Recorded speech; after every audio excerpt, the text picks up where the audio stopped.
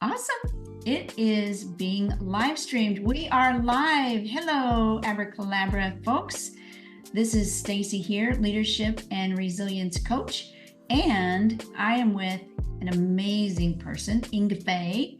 Hello, Inga. Hey, Stacy, how are you? I'm doing fabulous. And we're going to talk about something that's like near and dear to my heart because I have introverted tendencies, but how you can build an authentic business and be authentic even in your sales, even if you have introverted tendencies. So stay tuned for a fabulous conversation. Inga, why don't you introduce yourself? Yes, so my name is Inga Faye. I go by Inga Faye. I'm an authenticity strategist, and I primarily work with female entrepreneurs with introverted tendencies to really help them use their innate gifts to grow their business. And we all know that lead generation is the lifeline of our business, because when we're out of leads, we're definitely out of business. So I've come up with strategies to help you do some great lead gen, especially for those who think that they struggle with cold outreach. I'm gonna help you get off the struggle bus for that. And then in addition to that, also be able to talk you through a sales process that you can do consistently and repeatedly over time that would really help you grow your business using your innate gifts. I love that. I'll tell you what, I was on the struggle bus for a long time and it felt so bad. And I'll tell you, I was even in a sales training one time for a company that I have left. I left a long time ago, but I was in a sales training and the guy in there in the training was teaching somebody else. And he said, he was doing a demo. He said, "You only want to make $150,000.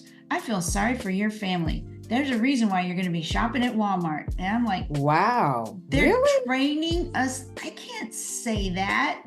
Wow. And that's kind of the vibe that I feel like a lot of sales trainings are all about, and that's what I think, that's the impression that we have of sales, but sales are the lifeblood of our business, right? Yeah. So tell us a little bit more about, first of all, I want to get into a strategy first. Let's give us one thing that kind of counteracts that. I call it bro marketing. Okay, so I guess the first strategy that I'm going to give you that's really resonates with me is that you want to ask versus assume when you're talking to people. So let me give you a background. I come from a direct sales background before I started my coaching business. And I know when I was growing up in direct sales, we were always told that everybody was our customer. And at the time that I had started my business, I was selling skincare and color cosmetics. So my uplines and really all the mentors above her would say things like, well, everybody with skin is your customer. That's what they would tell us. Okay, now you would think, yeah, people have skin. Everybody should want to wash their face, but like working out, they don't. Okay, so when you make that generalization that everybody is doing it, it kind of knocks the wind out of your sail, because when you go up to somebody and they tell you, well, I don't want to use XYZ product, then you're just like, oh, well, Susie, you told me that everybody needs it. So it must not be them. It must be me, because she said that everybody wants what we have. But I just talked to my sister-in-law, or I just talked to my coworker, and they don't want to have nothing to do with it. So it must be me. And that is what really just burned me up on fire. So I am a firm believer that you need to filter versus convince people to take your product, your service, or even your idea. Because I think at the end of the day, even if you're not in sales or if you don't have your own business, you're either selling yourself or you're selling some kind of idea to other folks. So you're always selling, regardless of what you're doing. But it's very important for us to ask questions so we can properly filter the people that we're interacting with and doing it in a way that feels good to us. Now, most introverts are not going to sit there and just continuously ask people questions. We already know that, right? No way. We're not going to do it. So how can we still achieve this and find out who are our people. I call it where we got to find our peeps. Where are our peeps hanging out? Where can we find them to really be able to hone in to talk about this big passion that we have, whatever that product or service that we love and want to share with others is all about. So what I have found that really works, and it's like, to me, the perfect icebreaker for our fellow introverts like me, is a survey.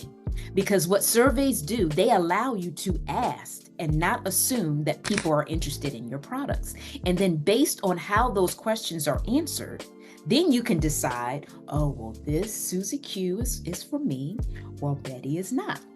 Right. Oh, so and you're good. really able to hone into the people that want what you truly have. So that would be my first nugget of the day, is that you want to ask and not assume. And in addition to that, what the survey allows you to do is to feel real, to be authentically you, to really be able to empathize with the person that you're interacting with, which is all some of the things that we love to do as an introvert.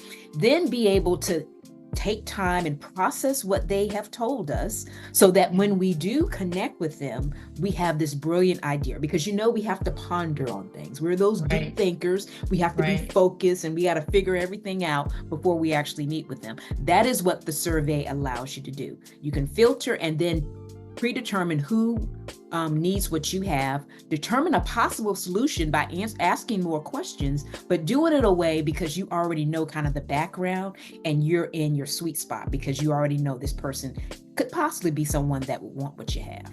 I love it. And so the survey is not about, let me ask questions to make sure they know who I am and what I can sell them, right? No.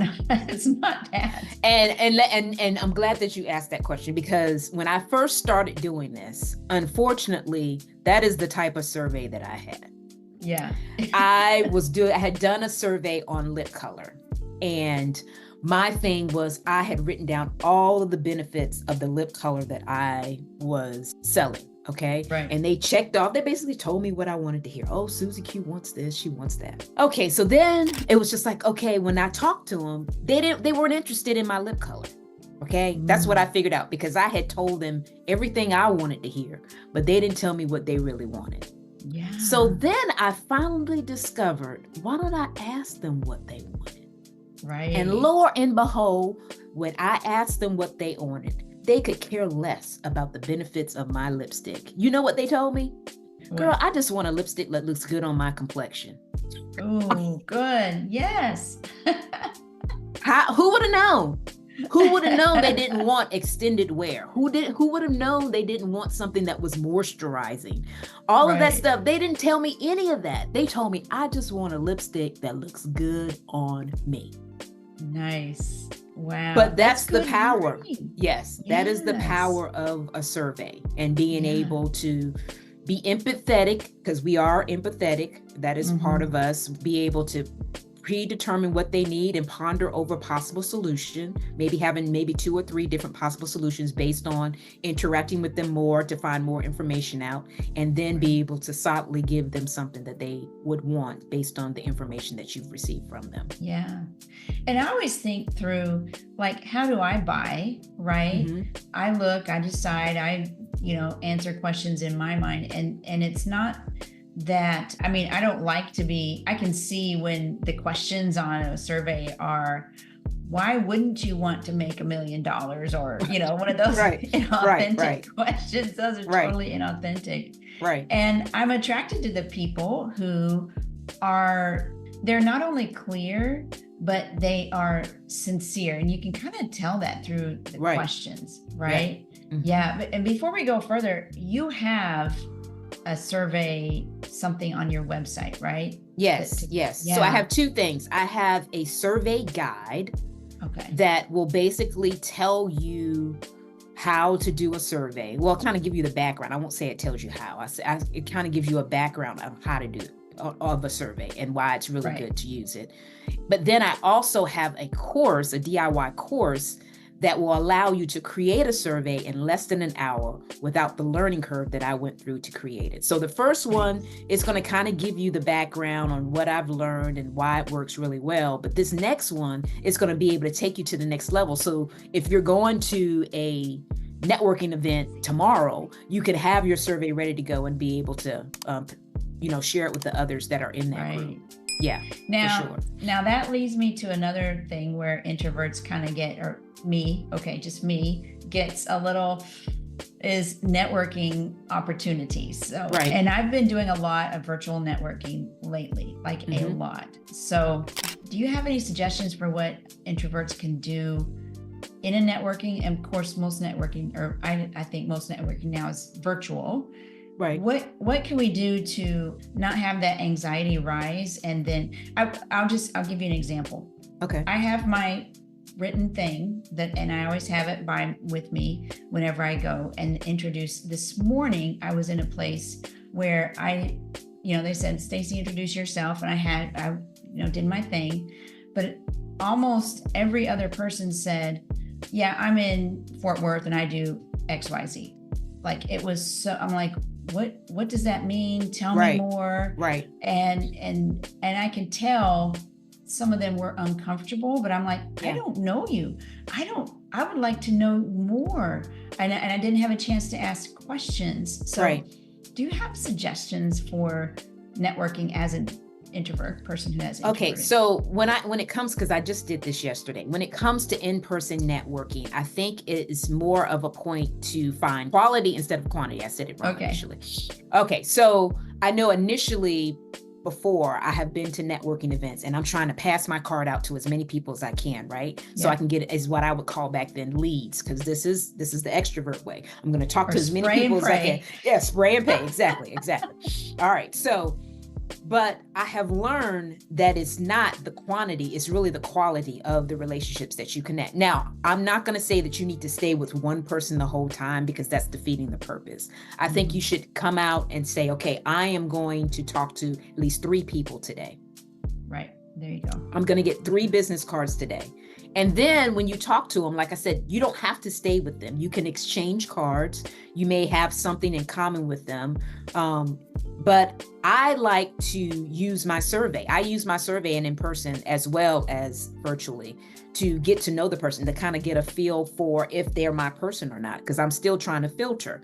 And then if they either if they are or they're not, I still make it a point to connect with them outside of that meeting. So have another Zoom meeting similar to, this is what I do for virtual too, have a virtual meeting after that meeting so I can really get to know them. So, because like you said, you're probably in a breakout room virtually, or you're talking to somebody maybe 10 minutes. You're really not getting to know them enough to really be able to say, okay, could they possibly be a collaboration partner for me? Are they a potential referral partner for me? Or maybe even a client, and kind of thinking in that sense when you're interacting with them.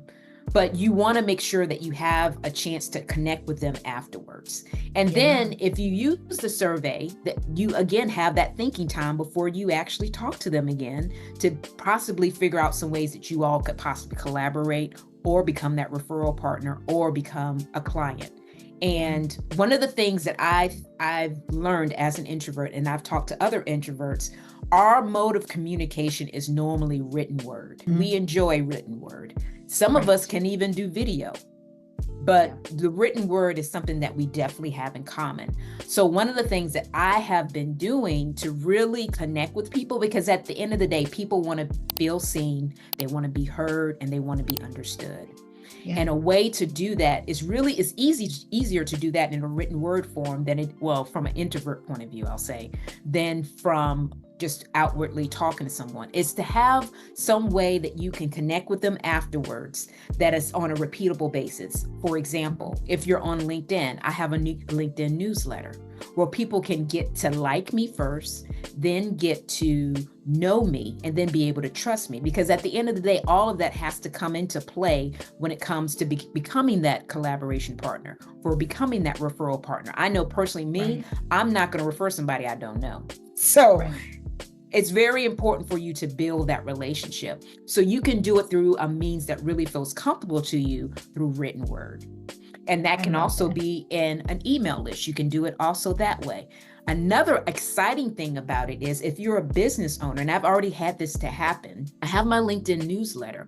I've actually had people from magazines to ask me to be a guest contributing writer for an article in a magazine. Now, again, this again is your happy place where you can still be building clientele and interacting with people and give yourself a little clout, build that authority when you're in a magazine, and being able to share your thoughts that way, and then having a way for those folks to connect with you.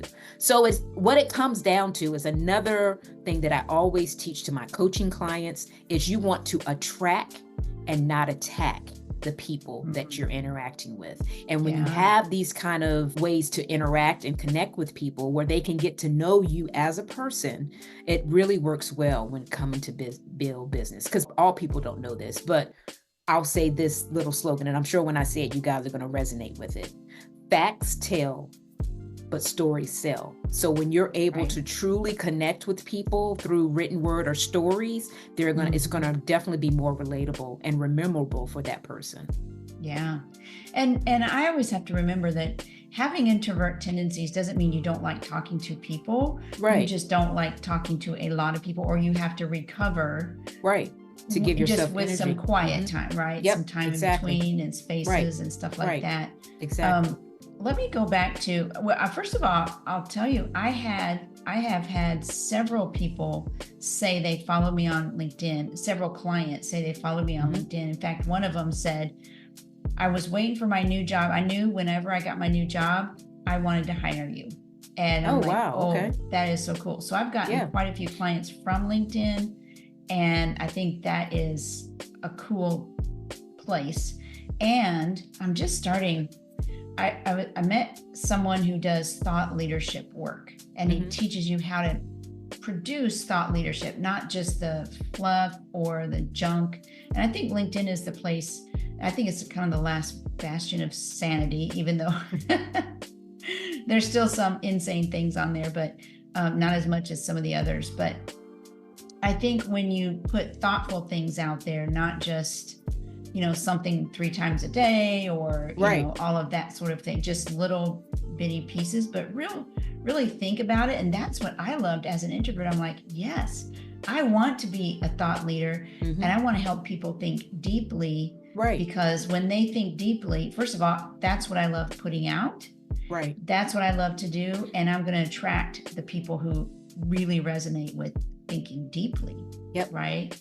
So I haven't put anything out in a newsletter or a LinkedIn article in a long time though. Yeah, well, it works really well because the great thing about the LinkedIn newsletter is you decide on the frequency. And in addition to that, when people subscribe to your newsletter, LinkedIn actually sends them an email with your newsletter in it. Yeah. So you're able to really connect with those folks. And then eventually, if they want to come into your world, maybe come into your world via your email list, they've already kind of got a taste of what you do. And I repurpose my emails in that way. If I use something in my email list, I repurpose it in LinkedIn as well, so that it can be seen twice. So it's not you're saying, oh, I got all this, I got to write another email, I got to write another newsletter. No, you just repurpose what you're already doing. Right. Oh, this is so good. What else have you got for us? Okay, so the last thing that I want to share with you is this is what I call the A game. I don't know if you guys have noticed. I've told you about asking and not assuming. I've told you about attracting and not attacking. This last A game concept is you want to assist and not annoy. So it's very important that when you are building that know, like, and trust factor with your fellow referrals or people that you're interacting with in different networking events, that you want to be able to assist them. And that's another way that this survey really works, because you will be able to find exactly what they want. So I'll give you another example. I had a client of mine tell me in a survey that she was having trouble with converting her clients into buying clients. So when we actually got on the phone and started talking, I was trying to get a feel, okay, so can you tell me a little bit more about what you mean? And her thought process was that, well, this is what she told me. And I got so tickled. She said it just like this.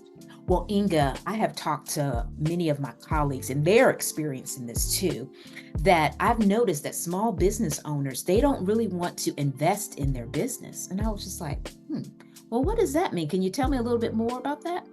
Well, she goes on in this dissertation about how she has all of this experience and has been in the business for over 20 years. And that when she gives them a package, that the package that she gives them is very comprehensive, but for whatever reason, they don't want to spend the money that she's asking for.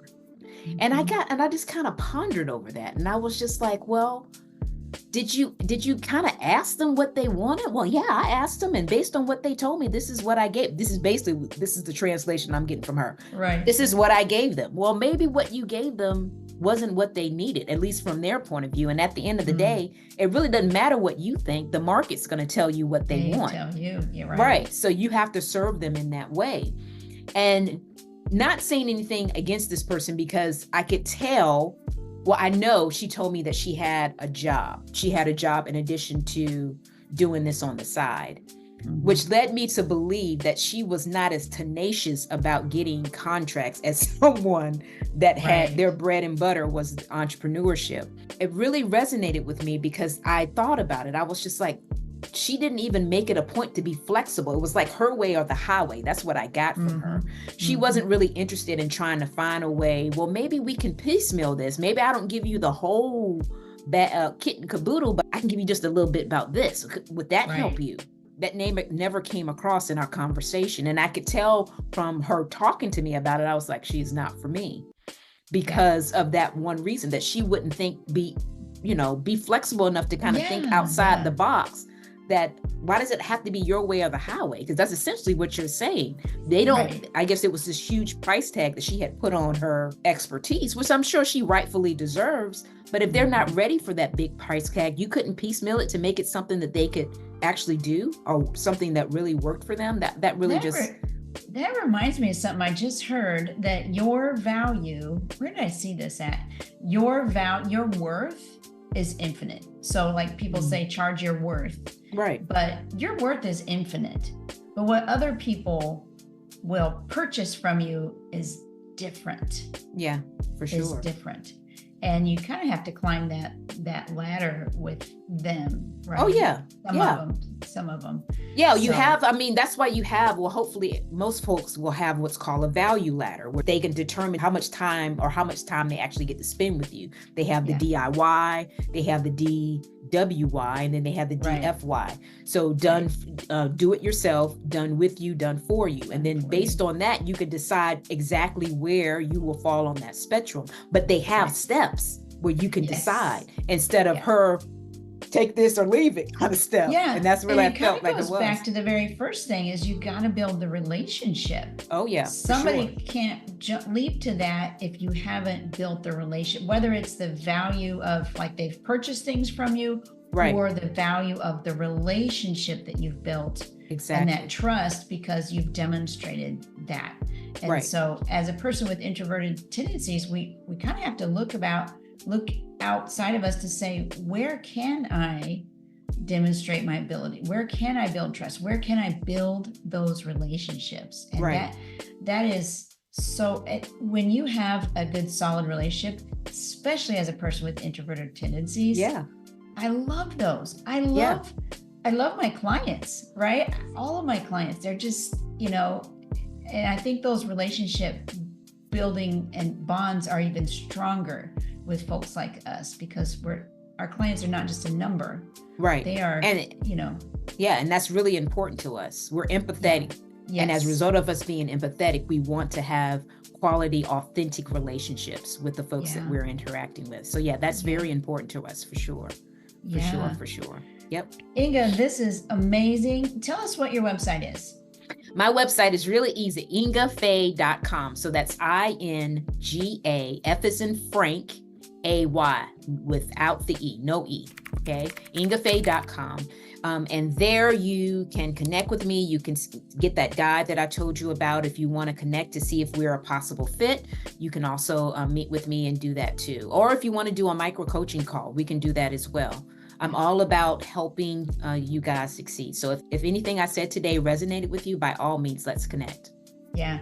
Inga is amazing. Gosh, how long has it been? A couple of years? A couple of years. Yep. Yeah. Since we first connected, and we just keep touching base, and it's just, she's an amazing, amazing person. So Inga, thank you so much for giving us this value and sharing with us. Yes. I'm glad to be here. And like I said, if I can help, just reach out. Awesome.